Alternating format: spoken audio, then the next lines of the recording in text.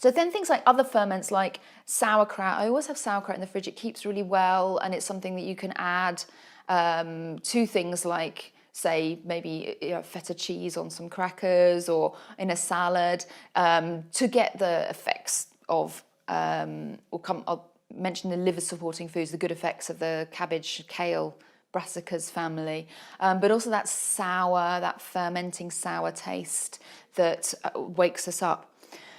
Plain yogurt is another sour, and it's, again, getting the palate away from having to have something like that where it has sweet in it. I tend to really only sweeten natural yogurt with cinnamon and coconut so that it's not getting to the real cloying sweet side. So if I was going to put fruit in, it would be just fresh fruit. Raspberries here, a very good example to put into yogurt. And raspberries have that tartness that many berries have again. So when it comes to choosing things like fruit, most modern fruits are bred to be sweeter. So a modern apple can be incredibly sweet, but if you have an older variety, something like a Braeburn, you get that real tartness that has a very different profile, a very different effect in the body. So when we're choosing fruit, just watching kind of, if we could go for a more tart taste, then gets the whole digestion flowing a little bit more.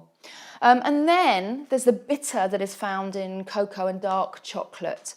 So a lot of people, and I often ask this of clients, if they really like chocolate, which is it you like, dark or milk? So that can really have give us a lot of information.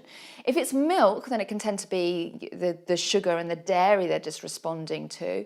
Dark chocolate, those bitter tastes can also give us that particular sense of satisfaction. Also can be more caffeine in them as well, so that could be part of the stimulation.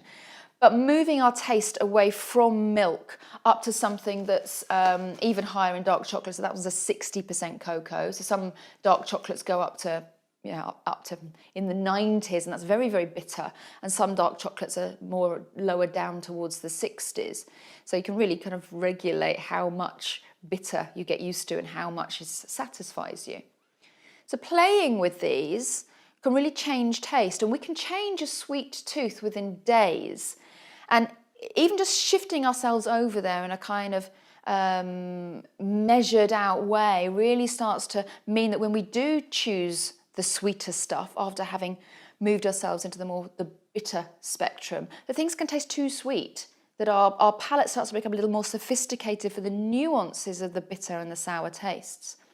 That means then that we can actually tend to be a bit more open to things like lots of vegetables. So vegetables that have quite a bitter taste, like watercress is, if I'm feeling like I need a kind of clean feeling, watercress is always my first port of call. Really high in sulfur, really detoxifying.